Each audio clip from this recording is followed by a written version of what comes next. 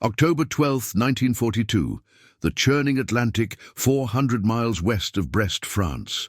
The wind howls like a banshee across the deck of HMS Fidelity, slicing through the salt spray that stings your eyes and clings to your oilskin coat.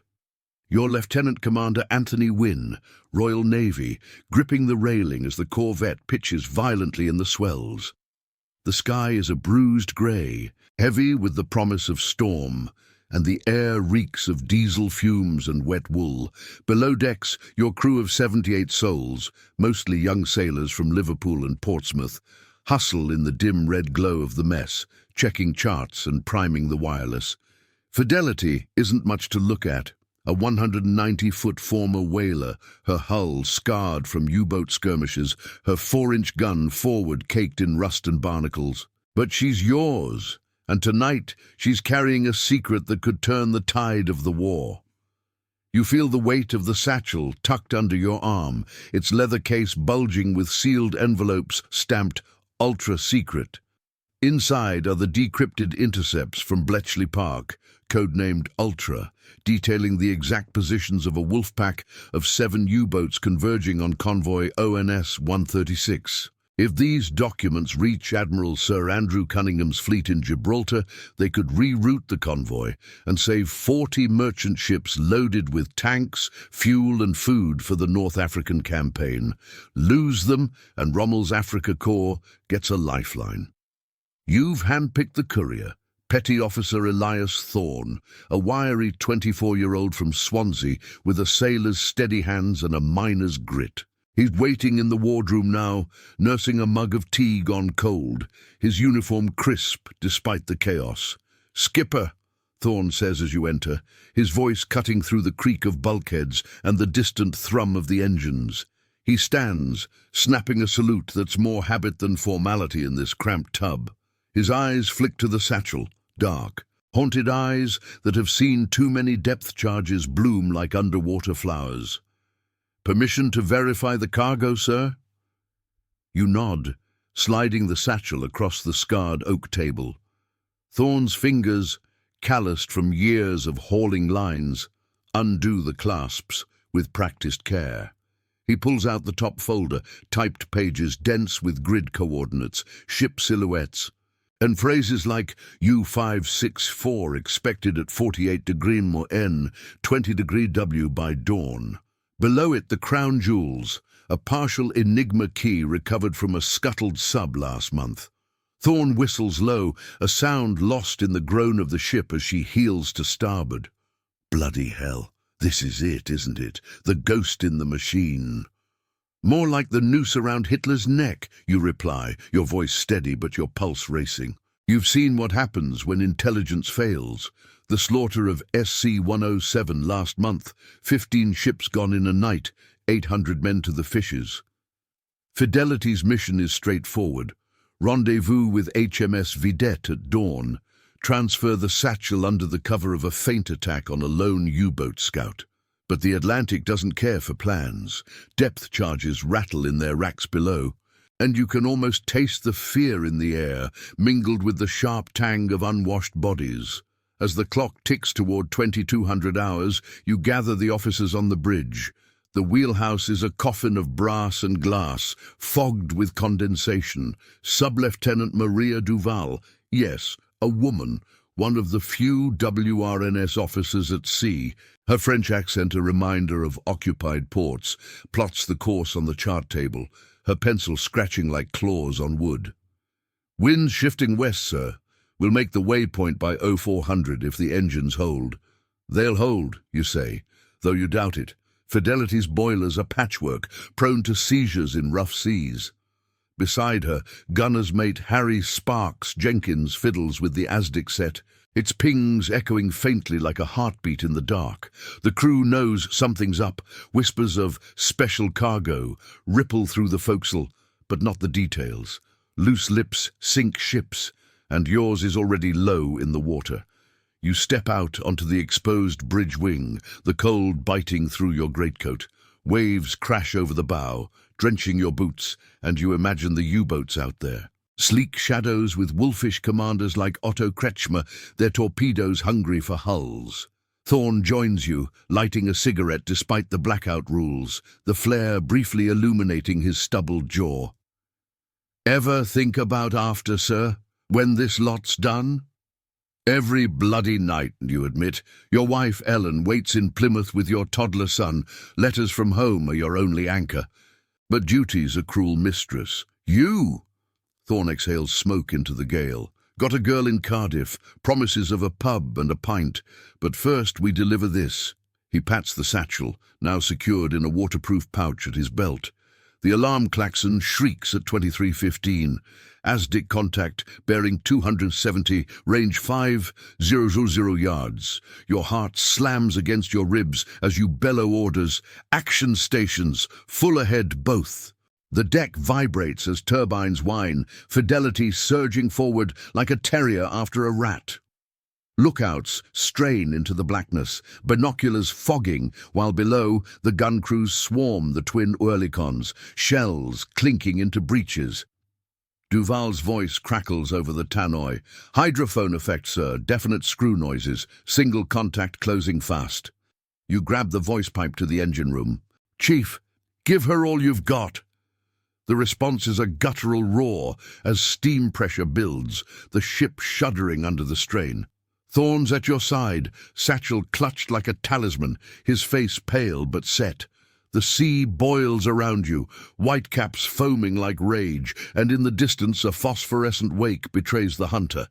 "Range 2, Herrero!" Spark shouts. You can feel it now, the invisible tension coiling, the moment before the spear thrust.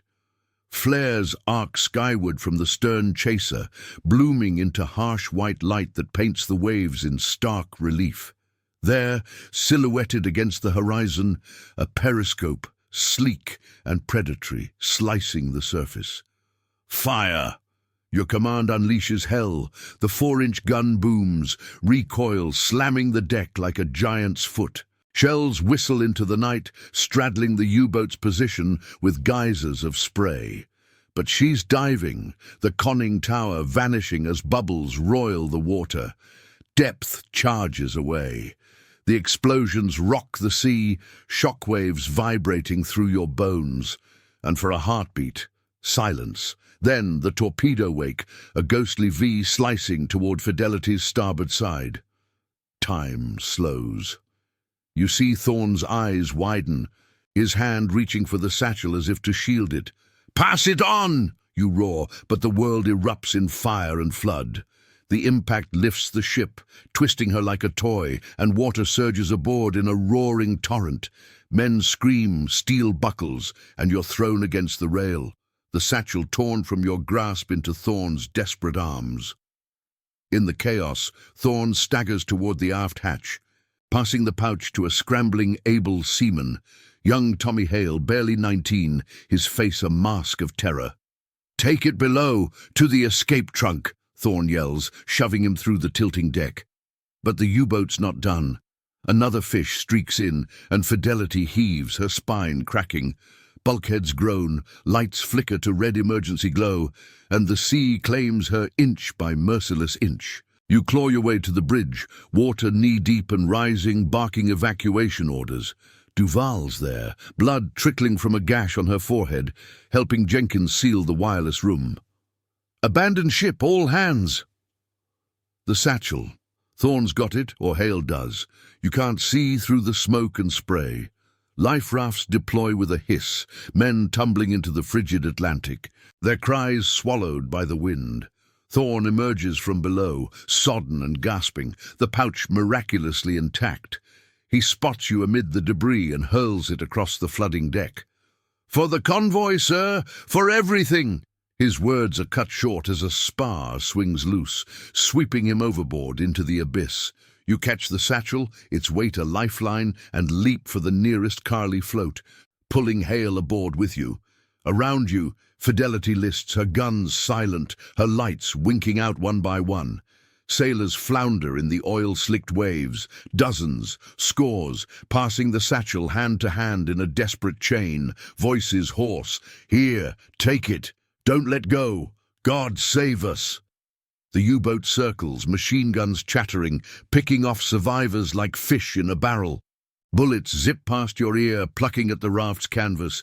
You clutch the documents to your chest, the cold seeping into your marrow as the continent's fate bobs on the swells with you. Dawn is hours away, Vidette farther still, and the wolf-pack closes in. But the Satchel endures, its secrets whispering of salvation amid the dying cries of your men. The icy Atlantic clings to your skin like a shroud, the water so cold it burns, numbing your fingers around the Satchel's strap. Your Lieutenant Commander Anthony Wynne, or what's left of you, adrift on a battered Carly float with Petty Officer Elias Thorne's last act echoing in your ears. No, wait, Thorne's gone, swept away in that final lurch of the ship, his shout lost to the waves. The Satchel is yours now, heavy against your chest, its contents a fragile promise amid the wreckage.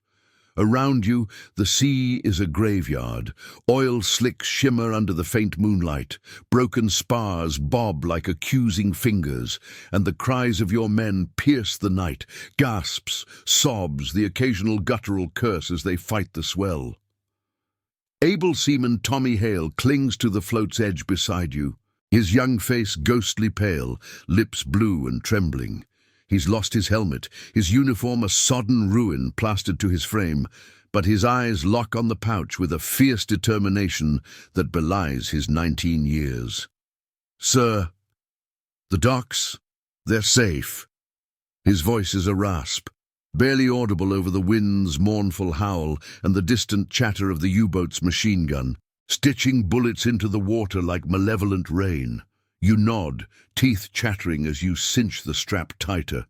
The documents inside, those ultra-intercepts, the Enigma fragments, feel like lead weights, their paper edges curling from the damp, but holding. "Safe as we are, lad. Vidette's out there somewhere. We just need to—" Your words cut off as a wave rears up, slamming the float and sending Hale slipping. He grabs for a rope, knuckles whitening, and you haul him back, the effort sending fire through your shoulder where shrapnel nicked you during the blast. Further out, the survivors cluster in ragged groups, 15, maybe 20, from Fidelity 78, their numbers dwindling with every passing minute. Gunner's mate Harry Sparks Jenkins paddles a makeshift raft from debris, his ASDIC headset still absurdly looped around his neck like a drowned albatross. Beside him, Sub-Lieutenant Maria Duval treads water, her WRN skirt torn and heavy, directing the others with clipped commands in her accented English. "Stay together, conserve strength, signal flares if you spot her." But flares are gone, expended in the fight, and the night is a void, broken only by the U-boat's searchlights sweeping the horizon like a scythe. The Wolfpack's hunter circles closer, its diesel engines a low growl beneath the surface tension. You spot it first. A dark fin cutting the waves 200 yards off, the conning tower etched black against the foam. "Down!" you hiss, pulling Hale lower in the float's netting. Bullets whip the air again, one grazing the Satchel's leather, tearing a shallow gash that exposes a corner of the folder. Your heart seizes. If the documents salt away, it's all for nothing. Rommel's tanks roll unchecked, convoys bleed out, the continent fractures further under the Nazi boot. Hale sees it too. "Give it here, sir. I can swim it to Sparks' group. They're closer to the waypoint." His eyes plead, the miner's son from Durham emerging through the fear, hands outstretched. You hesitate, the weight of command crashing down harder than any wave. Thorne passed it to him once. Now it's your turn. But the U-boat's light swings your way, illuminating the float in a harsh glare. No time. You thrust the Satchel into Hale's arms. "Go, Tommy. Straight line. Don't look back." He nods, slipping over the side with a splash that merges him into the black. You watch his strokes, deliberate and strong, the pouch held high like a buoy. The light catches him midway, and the machine gun erupts, tracers arcing like fireflies from hell. Hale dives, resurfaces, dives again, but the shots find their mark, a cry, sharp, animal, and he falters, the satchel dipping into the water. "Keep going!" You bellow, but it's futile. He surfaces once more, blood blooming dark in the whitecaps, and with a final heave, tosses the pouch toward Sparks' raft. It arcs, lands with a wet thud amid the debris, and Hale sinks, his last breath a bubble rising to the stars. Sparks snatches it up, water streaming from his beard as he clutches it to his chest. Got it! Bloody got it! Duval's there in an instant, helping him secure it under his life vest, her hands steady, despite the gash on her forehead still oozing.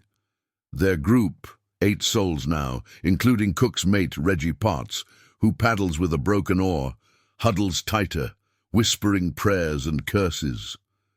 The U-boat veers off, perhaps satisfied with the toll, its light fading as it hunts fresher prey. But the wolfpacks not alone. You hear the faint thrum of others, converging like sharks on chum. Dawn creeps in reluctant fingers of grey by 0500, the sky lightening to reveal the devastation. Bodies float face down, life jackets bobbing empty. Fidelity's bow, a jagged silhouette half-submerged a mile away. Your float drifts with the current, carrying you and 4 others. Leading seaman Alfie Grant, whose leg is crushed and useless, signalman Pete Lowry, hacking seawater from his lungs, and 2 stokers, nameless in the haze, their burns roar from the engine room blaze. The cold is a thief, stealing sensation from toes and fingertips, but the satchel's absence gnaws deeper. Did Sparks make it? Duval's voice carries faintly on the wind. Hold course. Vidette's signal, there. You strain your eyes eastward, where a smudge on the horizon resolves into a silhouette. HMS Vidette, the sturdy V-class destroyer, her pennant number unmistakable, cutting through the mist at 20 knots. Smoke trails from her funnels, and you imagine her crew, Captain Michael Villiers at the helm, his bridge buzzing with RDF pings, scanning for survivors. Flares burst from her deck, red and gold, a beacon in the gloom. Cheers ripple from the scattered groups, hoarse and disbelieving. But the U-boat returns, emboldened by the light, launching a spread of torpedoes that streak toward Vidette's flank. Geysers erupt as she maneuvers, her 4 7-inch guns thundering in reply, shells screaming overhead to bracket the sub. Chaos reignites. Your men paddle frantically toward the destroyer, the sea a churn of propwash and explosions. Sparks' raft is closest, caught in the crossfire. A shell whistles low, slamming the water nearby, and the raft shatters, splinters flying, men tumbling. Sparks surfaces, the satchel in one hand, swimming one-armed toward Duval, who reaches for him. "Pass it!" she cries, but a wave separates them. And the next torpedo wake barrels through. He doesn't hesitate. With a grunt, Sparks hurls the pouch to leading telegraphist Nora Blake. No, wait, it's able seaman Will Carter on Duval's float, his arms outstretched. The satchel sails true, landing in Carter's lap just as the torpedo strikes Sparks' position. The blast is cataclysmic, a column of water and fire. The shockwave hurling bodies like driftwood. Sparks vanishes in the maelstrom, his sacrifice etched in the foam. Carter, sodden and shaking, seals the pouch anew, tears mixing with salt water on his cheeks. For Thorn, for Hale, we keep it moving. Vidette closes the gap, her whaler boats deploying amid the fray, oars flashing as they pull survivors aboard. You watch from your float as Duval's group is hauled up first, Carter with the satchel, his face set like flint. The destroyer heaves to, ladders dropping, and hands reach down. Rough, oil-stained palms from Vidette's blue jackets. "Come on, mate, up you get!" one shouts, gripping Carter's collar. The satchel transfers last, passed up the side to a waiting lieutenant, who vanishes below decks with it under guard. Your turn comes amid the pickup. Alfie Grant hoisted first, his legs splintered on the spot. The deck of Vidette is a revelation, warm bulkheads, the smell of hot tea and gun oil, medics swarming with blankets and morphia. Captain Villiers greets you personally on the bridge, his uniform crisp, eyes sharp under the brim of his cap. Win? Good God, man. We thought Fidelity was lost with all hands. What's this cargo? He eyes the Satchel, now in the chart room, guarded by 2 ratings with Sten guns at the ready. You collapse into a chair, exhaustion crashing over you like a breaker. Ultra, sir. Convoy ONS 136. U-boat positions, Enigma keys. It has to get to Gibraltar. Rommel can't have it. Villiers nods, grave, signaling the helmsman. Full speed south. Signal Admiralty. Cargo secure. But even as Vidette powers away, the wolfpack shadows her. Pings on the radar, a tense game of cat and mouse. 2 more sailors will die before Gibraltar's rock hoves into view. Lowry in a fevered delirium, whispering coordinates to his grave. Grant succumbing to his wounds during a night action. Yet the Satchel endures. Passed once more in the heat of battle, its secrets inching toward salvation as the Atlantic's fury rages on. October 15th, 1942. 300 miles southwest of the Azores, aboard HMS Vidette.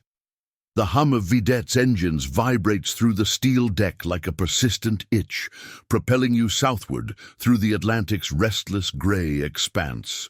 Your Lieutenant Commander Anthony Wynne, wrapped in a borrowed greatcoat that smells of pipe tobacco and machine oil, standing on the destroyer's bridge as the wind whips salt from your beard.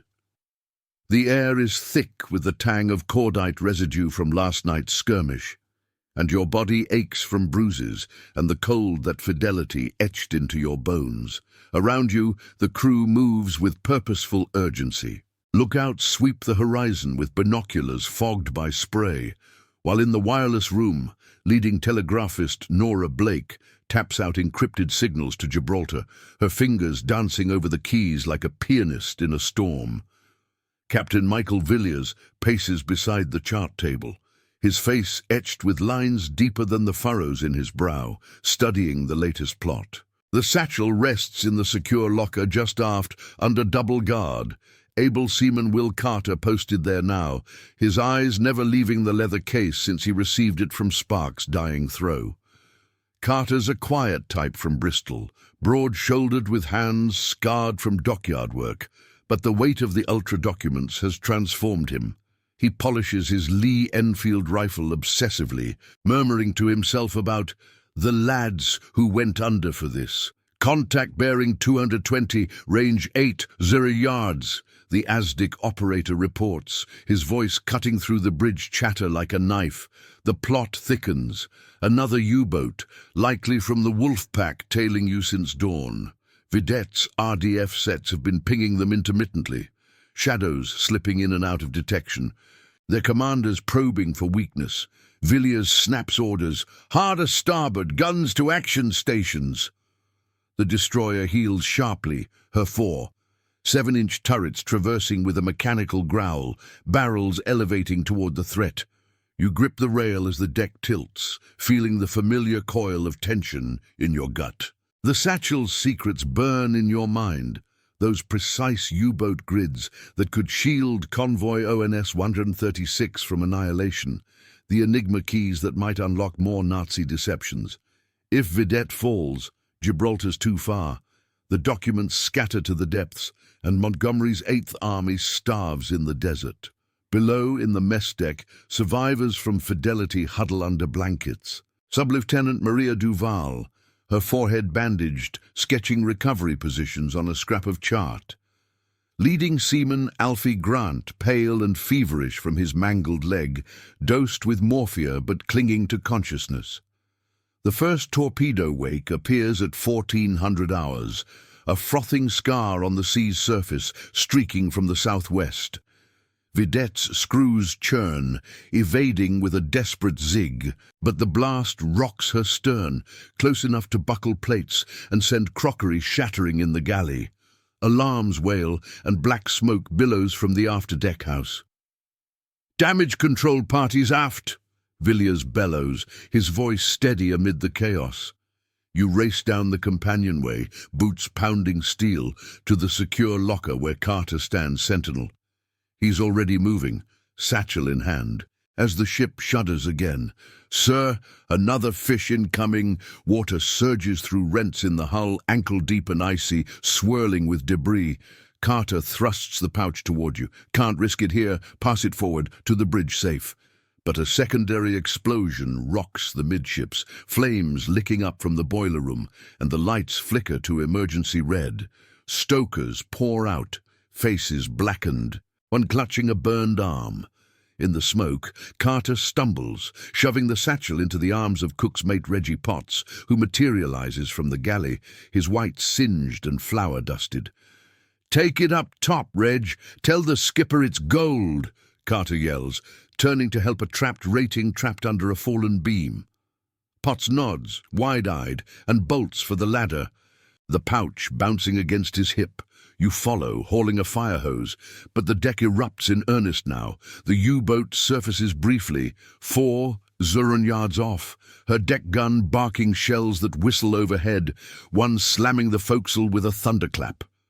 Shrapnel peppers the air, and Potts falters on the ladder, a jagged wound opening his shoulder.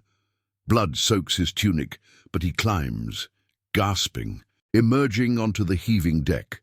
The wolfpacks coordinated. 2 more contacts ping on Azdic, closing from the flanks. Vedette's guns reply in fury, pom-poms rattling like chainsaws, the main battery booming shells that straddle the surface sub, forcing her down in a froth of bubbles. Potts staggers amid the gun crews, the satchel clutched like a child, spotting signalman Pete Lowry, Fidelity's survivor, still hacking from his drowned lungs, directing damage parties near the bridge. "Lowry, here! Guard this with your life!" Potts thrusts it forward, collapsing against a bulkhead as medics swarm him, his face ashen. Lowry snatches it, his consumptive cough drowned by the din, and sprints the last yards to the bridge wing. But the sea betrays him. A rogue shell from the diving U-boat clips the rail, exploding in a spray of steel and fire. Lowry's hurled backward, the satchel flying from his grasp, tumbling toward the scuppers. Time fractures. You lunge, fingers brushing leather, but it's Petty Officer Second Class Jack Riley, Vedette's own torpedo man, who dives full length, snaring it mid-slide. "I've got it!" he roars, rolling to his feet, blood streaming from a gash on his scalp. The battle intensifies as Vedette counters the pack. Depth charges roll off the K-guns, plunging into the depths with muffled crumps that send vibrations through your teeth. One U-boat breaches nearby, her hull breached and venting air, crew spilling into the sea like ants from a cracked hull. Machine guns chatter from Vedette's sponsons, cutting down the swimmers, but the cost mounts. 2 of your Fidelity lads go down in the boiler room blaze, their screams echoing up vents. Riley, satchel secured under his oilskin, joins the port gun crew, loading shells with one hand while cradling the pouch. By 1600, the Wolfpack withdraws, battered but not broken. Oil slicks mark their graves, but 3 remain, shadowing at extreme range. Vedette limps on, her speed down to 15 knots, pumps laboring against flooding compartments. You find Riley in the sick bay later, the satchel passed once more to a trusted midshipman for the night watch. Potts survives the surgery, his shoulder stitched, but Lowry doesn't. Internal bleeding claims him in the small hours. His last words, a delirious mutter of coordinates from the documents he'd glimpsed. 48 north. Keep it south. Dawn of the 16th breaks clearer. The Azores a hazy smudge astern, Gibraltar still 800 miles distant. The crew buries Lowry at sea that morning. His body weighted and slipped over the side with a brief service, the ensign at half-mast, snapping in the breeze. You stand at attention, the wind carrying the faint rot of battle, watching the canvas-wrapped form vanish into the deep. Riley salutes, his eyes hard. "He passed it true, sir, like the others." Villiers gathers the officers in the wardroom, the satchel on the table like a talisman amid charts and mugs of cocoa.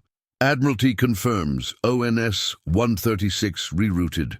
Your cargo's already saving ships, but we're not out yet. Packs regrouping. Expect company by noon. Duval, bandaged but unbowed, nods from her seat, her French lilt steady. We've lost 10 souls passing it, from Fidelity to here. It honors them to see it through.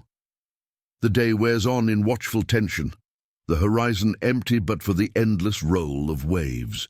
You take the con at 1100, binoculars to your eyes, when Azdic screams again.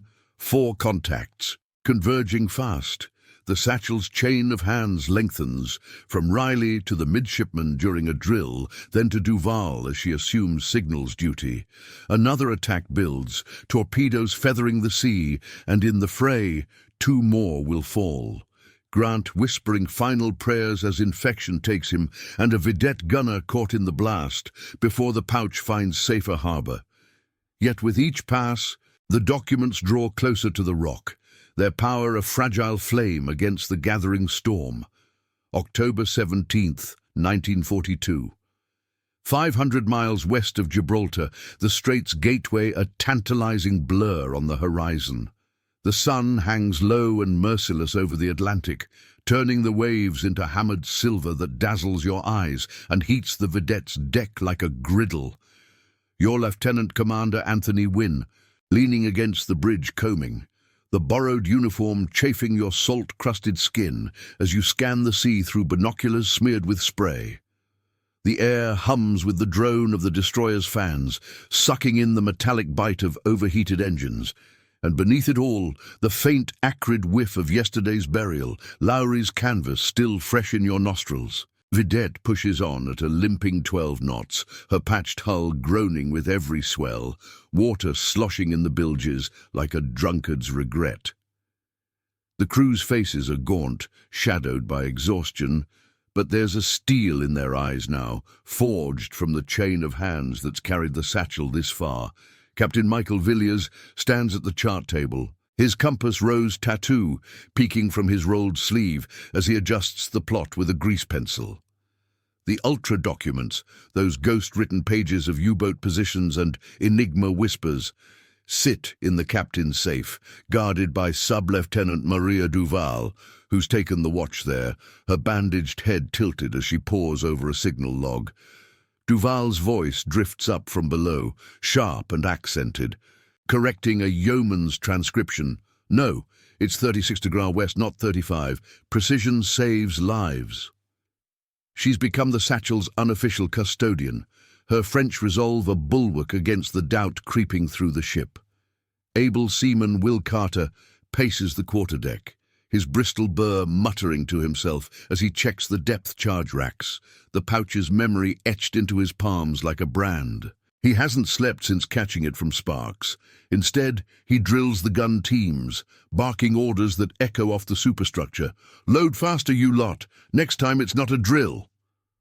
The wolfpack's been quiet since dawn, their pings fading like echoes, but the RDF operator's tension is palpable, his headphones clamped tight as he listens to the ether's secrets. At 1300 hours, the klaxon splits the air. Azdic contact multiple, bearing 310, range 10, at 0 yards and closing. Your stomach knots as Villiers snaps to the voice pipe. Engine room, flank speed if she holds. Vidette surges, her screws thrashing foam, but the strain tells. A turbine whines in protest, steam hissing from a seam. The pack's bolder now, scenting blood in the water, 5 shadows converging. Their commanders coordinated by Admiralty's worst fears, probing for the kill. Shells from a lead U-boat's deck gun arc in first, the whistle building to a crash that shreds the starboard whaleboat, splinters raining like shrapnel confetti. Action stations, torpedo lookouts double. Villiers roars, the bridge a frenzy of brass bells and shouted bearings. You grab the phone to the magazine. Shells up, full barrage. The 4 7-inch guns traverse with hydraulic snarls, blooming fire that lights the afternoon in staccato bursts. Geysers march across the sea, bracketing the nearest sub's periscope, but she's evasive, diving deep as torpedoes feather the surface.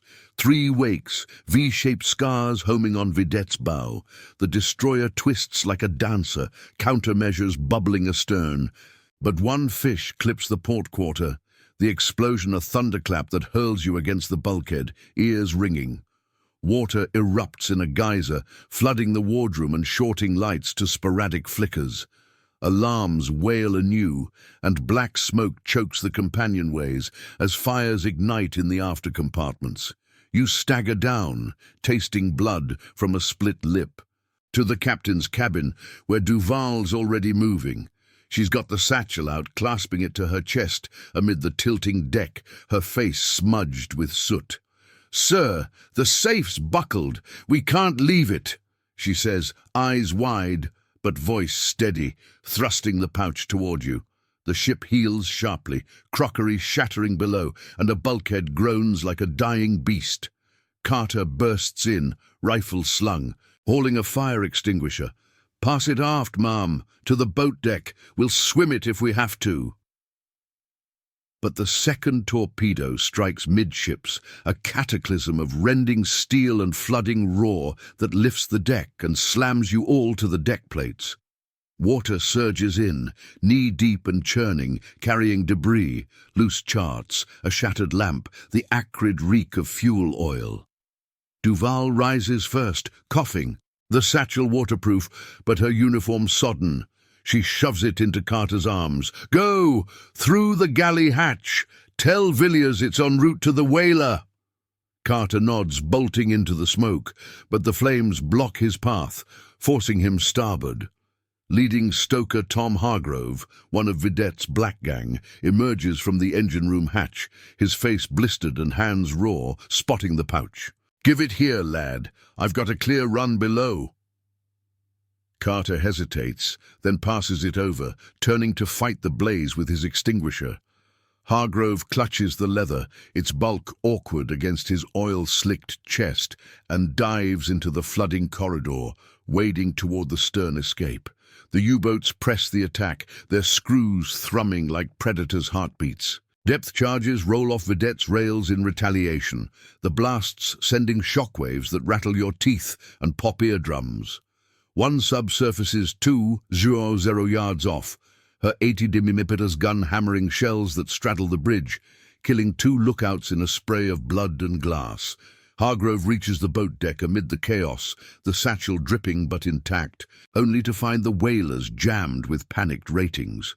A shell whistles low, exploding amidships and shearing the davits. Metal screams, and the port boat plummets, crushing 3 men below. Hargrove stumbles, passing the pouch to gunner's mate Liam Doyle, a wiry Irishman from Vedette's pom-pom crew, who's directing the starboard raft. "Doyle, take it! Over the side if she sinks!" Hargrove gasps, his lungs seared from smoke.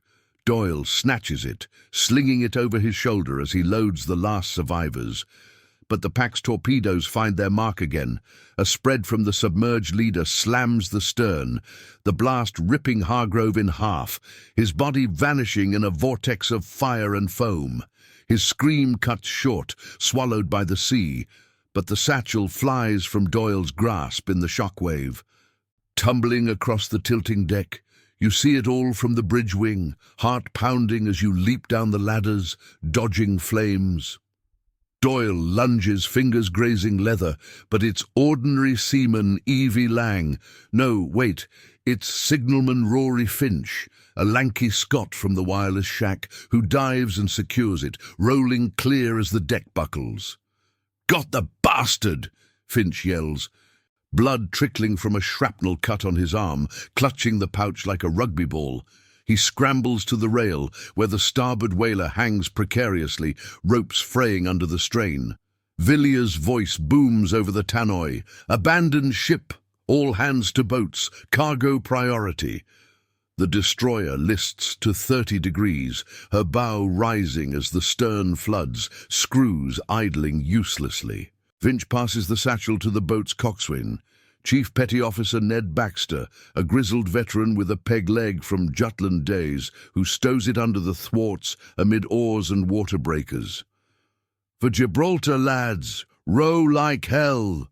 Baxter growls, shoving off as bullets from the circling U-boat stitch the water. Your whaler launches amid the fray, pulling hard toward the survivors' cluster, dozens in the sea, life jackets bobbing, cries mingling with the gush of escaping air from Vidette's hull. Duval's in a raft nearby, directing with a broken oar, her group linking up. But the Wolfpack isn't sated. A surfaced U-boat closes, her machine guns chattering, plucking at the boats like a scythe through wheat. Doyle's whaler takes hits, oars splinter, a rating slumps with a chest wound, and in the panic the Satchel shifts, nearly spilling as Baxter heaves against a wave. Finch, in the same boat, grabs it back. "Not on my watch." He ties it to his belt with signal wire, paddling one-handed, but a burst catches him square, bullets thudding into wood and flesh. He arches, blood bubbling from his lips, and with a final twist, unties the pouch, hurling it to Baxter. "Finish it!" Finch topples overboard, his body sinking fast, leaving a red trail in the blue. Baxter secures it anew, tears carving channels in the grime on his face as the boats scatter under the onslaught. By dusk, Vidette's gone, her silhouette vanishing stern first in a hiss of steam and oil, taking 22 souls with her. Hargrove, Finch, the lookouts, more. The survivors, 40 ragged souls from 2 ships, cluster in 4 whalers and rafts, towed by a jury-rigged line toward a distant smudge. HMS Wrestler, a W-class destroyer answering the distress call, her silhouette cutting the twilight at flank speed. The Satchel rests in Baxter's lap, its clasp sprung but contents dry. Pass through hell and holding. The U-boats withdraw as Wrestler approaches, guns trained, but the cost tallies high. 2 more die in the boats from wounds, whispering of home as the stars prick the sky. You haul aboard Wrestler last, helping Duval over the side, her grip fierce. Captain Elias Thorne, no, Commander Hugh Drummond, greets the pickup with grave nods, his bridge crew already plotting the final dash to Gibraltar. Heard about your cargo win. Admiralty's foaming, ONS 136 slipped the noose clean. Baxter hands over the satchel personally, saluting as it's rushed below to the cipher room. But the rock's still 200 miles off, and the pack lingers, their diesels a faint rumble on the night breeze. 2 more passes await before safe harbor, each drop of blood a seal on the continent's fragile hope. October 18th, 1942.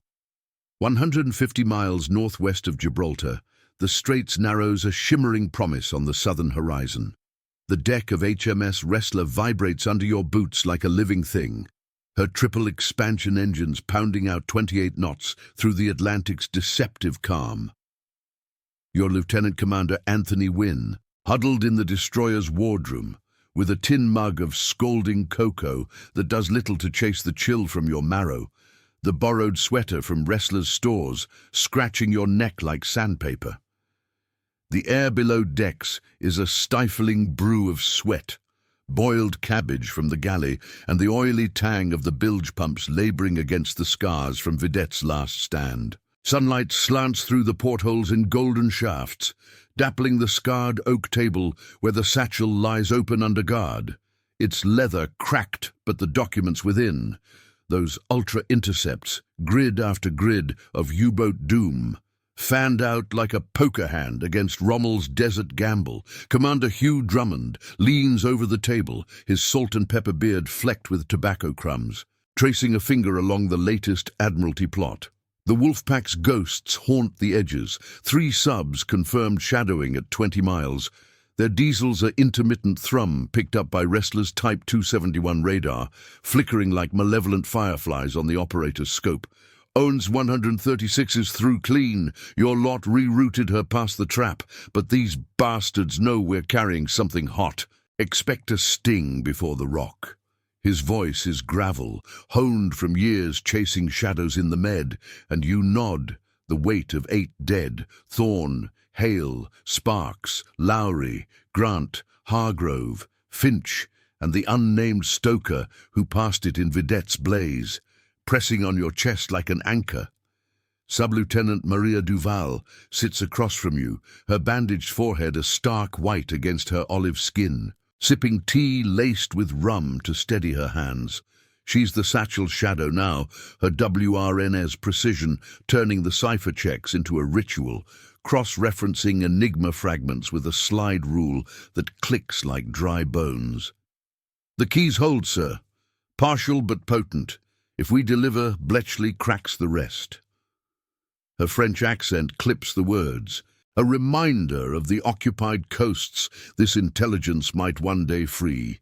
Able seaman Will Carter stands sentry at the door, his Bristol frame rigid, eyes locked on the pouch as if it might vanish. He's passed it thrice already on this ship, once during a false alarm at midnight, twice in drills, but the ghosts linger in his gaze. The klaxon howls at 1400 hours, shattering the fragile peace. ASDIC contact, triple ping, bearing 020, range 6,000 yards, and diving fast. Your mug shatters on the deck as you bolt upright, the cocoa scalding your fingers. Drummond's on the bridge in seconds, barking into the voice pipe.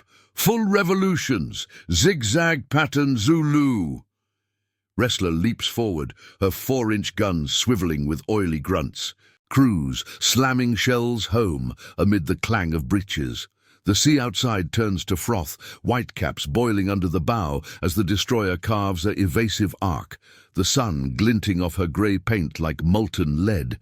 You race topside, the companionway a blur of pounding feet and shouted queries, emerging into the blast of wind that carries the sharp ozone of impending storm. The wolfpack strikes without mercy. Torpedo wakes feather the surface from the north, 3 silver arrows slicing the swells, their bubbles trailing like venom. Wrestler's helm jerks hard A-port, the deck canting 20 degrees, sending ratings sliding into the scuppers. One fish runs wild astern, erupting in a geyser that soaks the quarterdeck, but the second grazes the starboard bilge. The impact a hammer blow that buckles plates and snaps the mainmast guy wires with a whip crack. Alarms wail as water roars in below, flooding the magazine and shorting the forward RDF set in a shower of sparks. "Secure the cargo!" Drummond thunders from the bridge wing, his cap whipping off into the gale. You plunge back down, the ship shuddering with every bulkhead groan, to the wardroom, where Duval's already hauling the Satchel, stuffing documents into a fresh oilskin wrapper. Smoke seeps under the door, acrid and choking, and Carter's there, rifle ready, face set like Portland stone. "To the cipher room, it's watertight!" You order, but a secondary blast rocks the midships, flames whooshing up the vent from the auxiliary boiler, turning the corridor into an inferno. Duval thrusts the pouch to Carter. "Go! I'll cover!" He nods, bolting aft, but the deck tilts viciously, tossing him against a pipe that bursts steam in hissing clouds. Leading telegraphist Nora Blake? No. It's Petty Officer Telegraphist Ian Mackay, Wrestler's signals chief, wiry and quick from Glasgow, emerges from the wireless shack. Spotting the Satchel in Carter's grip amid the chaos. "Pass it here, mate. I've a clear shot to the plot." Carter shoves it over, turning to wrestle a valve shut as water climbs to his knees, then spins back to fight the fire with a foam nozzle. Mackay clutches the leather, its damp weight pulling at his shoulder, and sprints the flooding alleyway, dodging sparks and debris. The U-boats circle, their deck guns barking from periscope depth, shells whistling overhead, one slamming the forecastle with a deafening crunch that crumples the hawse-pipe and scatters the anchor chain like spilled spaghetti.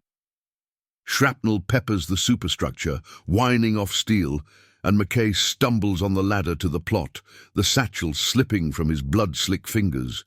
He snatches it mid-fall, emerging onto the heaving chart house, where Chief Petty Officer Ned Baxter, no, Baxter's gone with Vedette, its quartermaster Sam Hale, a sturdy Cornishman with a wrestler's build, grabs for it.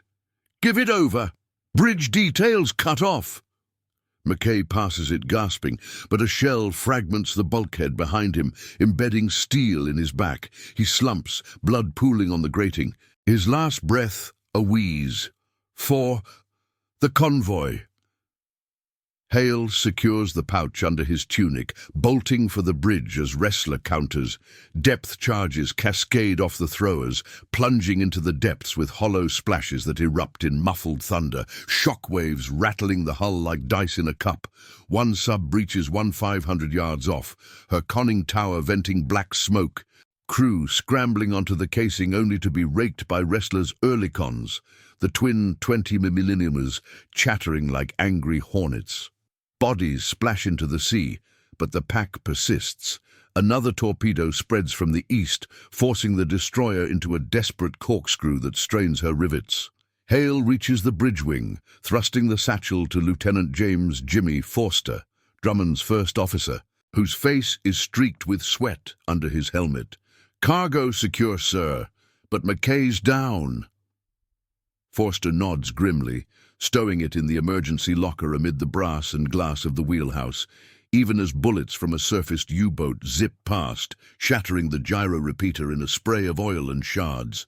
The gun crews reply in kind, pom-poms rattling fury, but the cost climbs. A loader on the after 4-incher takes a round to the thigh, screaming as mates drag him below. Carter, fighting the blaze, succumbs to smoke inhalation, his body found later charred and still. By 15:30, the assault ebbs, the wolfpack diving deep to lick wounds, oil slicks blooming like ink on the waves, one sub's debris field marking a kill. Wrestler steams on, her speed halved to 14 knots, pumps whining against the breach, the crew tallying the toll. Mackay, Carter, the loader, and a stoker trapped in the flood, 10 now in the chain's grim ledger. You stand watch at dusk, the Straits lights winking faintly 100 miles south. Gibraltar's rock a shadowed sentinel. Duval joins you, the satchel back in her care for the night, her voice soft against the engine's throb. 2 more hands, and we're there. They didn't die for nothing. But the RDF pings anew as stars prick the velvet sky. 2 contacts closing from the west, the pack's final gambit brewing in the dark. The satchel waits, its secrets a beacon drawing fire, as wrestler's bow cuts toward salvation, one last pass of hands on the horizon. October 19th, 1942. 50 miles north of Gibraltar, the rock's massif rising like a clenched fist against the dawn. The first light of day bleeds across the horizon in streaks of rose and gold, painting the Atlantic swells with a deceptive serenity that mocks the tension coiling in your gut. You're Lieutenant Commander Anthony Wynne, braced against the bridge rail of HMS Wrestler, the destroyer's bow slicing through the chop with a rhythmic shudder that jars your teeth. The air is crisp, laced with the brine of the approaching strait and the faint, lingering char of yesterday's fires, while the sun warms your face even as the wind tugs at your oilskin, carrying whispers of land, pine from the Spanish hills perhaps, or the distant clamour of the Rock's batteries drilling at dawn. Wrestlers' decks hum with weary vigilance. Lookouts huddle in greatcoats, binoculars sweeping the sea's wrinkled skin, and below, the engine room's telegraph ticks insistently, urging every ounce from turbines strained by the night's repairs. Commander Hugh Drummond stands at the Polaris, his beard silvered by the light, eyes narrowed on the RDF plot where 2 blips pulse like heartbeats. U-boats, the remnants of the wolfpack, slipping closer from the northwest at periscope depth. The satchel rests in the cipher room now, under Sub-Lieutenant Maria Duval's watchful gaze, its leather scarred from a dozen desperate hands, but the ultra-documents pristine within. Coordinates that have already ghosted convoy ONS 136 past the trap, Enigma shards, promising to unravel more Nazi veils. Duval's voice crackles over the intercom, steady with her French poise. "All secure, sir. Signals confirm Admiralty's waiting. Cunningham himself at the mole. You've lost 9 in the passing, Thorne's final hurl, Hale's bloodied swim, Spark's sacrificial throw. Lowry's shell-torn sprint, Grant's fevered whisper, Hargrove's fiery end, Finch's bullet-riddled heave, Mackay's shrapnel slump, Carter's smoke-choked fall. One more, and the ledger closes at 10, a grim arithmetic etched in salt and memory. The ASDIC pings sharpen at 0630, the operator's voice taut. Contacts bearing 330, range 3, 000 yards. Hydrophone effects, screws turning slow. Drummond's fist clenches on the rail. Battle stations, pattern delta, evade and engage. Bells clang through the ship, jolting the crew from bunks and messes, feet thundering on ladders as gun crews swarm the 4-inch mountings, shells clattering into hoists. You feel the deck surge as Wrestler accelerates to 25 knots, her wake a frothing scar. The straits narrows tantalizingly close, neutral Spanish waters a hair away, but the wolves don't care for borders. Torpedo wakes appear first, twin V's cutting the morning calm from the port beam, bubbles trailing like fuse wires. Wrestler heels hard to starboard, the world tilting in a rush of spray that stings your cheeks and soaks the bridge glass. One fish porpoises harmlessly astern, erupting in a plume that rains seawater on the fantail. But the second shears closer, the blast slamming the hull amidships with a bone-deep concussion that snaps light bulbs and sends you staggering into the binnacle. Alarms shriek as bulkheads groan, water gushing through a gash in the wardroom bulkhead, the acrid reek of severed cables mixing with the sharp tang of ozone. "Damage parties forward!" Drummond bellows, his orders cutting the chaos like a knife. You drop below, the companionway slick with oil, emerging into the cipher room where Duval's already yanking the satchel from its locker, her bandaged head snapping up at your entrance. "They're through the nets, flooding's rising," she says, thrusting the pouch into your hands, her eyes fierce under the fluorescence flickering to red emergency. The ship shudders again, a secondary ripple from the near miss, and flames lick up from a shorted panel, smoke billowing thick and black. You clutch the leather, its familiar weight a anchor amid the tilt, but the deck lurches as another wake feathers in, close, too close. "Pass it aft, to the whaler deck. We can't lose it now." Duval nods, grabbing a fire axe to clear the jammed door, but the lights die fully, plunging the space into gloom broken only by the satchel's faint outline. You bolt into the corridor, water ankle-deep and swirling, the pouch bouncing against your thigh as you dodge a fallen rating clutching a busted arm. Leading seaman Rory Kane. Wrestler's bosun's mate, a burly Dubliner with a boxer's nose, emerges from the flooding galley, his white sodden spotting you through the haze. "Sir, the cargo? Give it over. I've a clear run to the boats." His voice is a gravelly shout over the roar of pumps and the distant crump of depth charges rolling off the stern. You hesitate a heartbeat, the chain's ghosts flashing. Thorne's eyes. Hale's cry, but thrust it forward. Kane, straight to Baxter's whaler. Gibraltar's in sight. He snatches it, slinging it crossbody with a sailor's knot, and turns aft, but a bulkhead ruptures behind you, steam hissing like serpents as the ship lists 15 degrees. Kane pushes on, wading thigh-deep, the satchel held high, but the Wolfpack's deck gun finds range. A shell from the surfaced leader, 2. Ulbra 0 yards off, arcs in with a whistle that builds to apocalypse.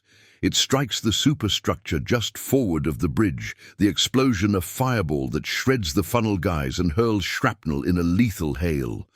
You dive flat as fragments whine, one grazing your boot.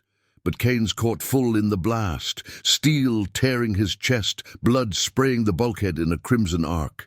He staggers, a face contorted in shock, and with a guttural roar, hurls the satchel down the corridor toward the boat deck hatch. "Take it!" The pouch skids across the grating, coming to rest at the feet of ordinary telegraphist Lila Voss, a sharp-eyed wren from Portsmouth, barely 20, her uniform askew from the scramble, hands trembling as she snatches it up. Voss clutches it to her chest. tears streaking her soot-blackened face, and bolts the last yards, emerging into the open air where the whalers swing out on frayed falls. The sea boils around Wrestler, geysers from counter-depths marching past as the guns thunder reply, 4-inch shells screaming into the lead U-boat, straddling her conning tower in columns of spray that force her dive. But she's not alone. The second sub launches a desperation spread, torpedoes streaking from the starboard quarter, one slamming the bow with a cataclysmic jar that crumples the forecastle and sends the anchor plunging free in a tangle of chain. The destroyer rears like a wounded beast, her bow flooding fast, screws racing in the air as she slows to a crawl. Abandon, all hands abandon. Drummond's voice booms from the tannoy, laced with regret. Voss reaches the whaler, passing the Satchel to Chief Petty Officer Ned Baxter. No, Baxter's memory from Vidette. It's Chief Boatswain Will Tanner now, grizzled and one-eyed from a pre-war mishap, who stows it under the thwarts amid the scramble of bodies tumbling aboard. "Row for the rock, lads! She's waiting!" Tanner growls. Casting off as bullets from the circling U-boat zip the water, plucking at oars and life jackets. Your own whaler launches amid the frenzy, pulling hard south with Duval at the tiller, her commands sharp. Pull together, steady strokes. Around you, the sea churns with survivors. 60 souls from Wrestler and her charges, rafts and carlies bobbing in the oil-slicked swells. Cries mingling with the hiss of escaping air from the sinking hull. Kane's body floats past, face down, the 10th link severed in the chain, his sacrifice the final seal. The U-boats press briefly, machine guns chattering from their bridges, but Gibraltar's guns wake. A distant rumble, then shells arcing high from the Rock's batteries, racketing the subs with thunderous splashes that force their retreat, diesel wakes fading into the haze.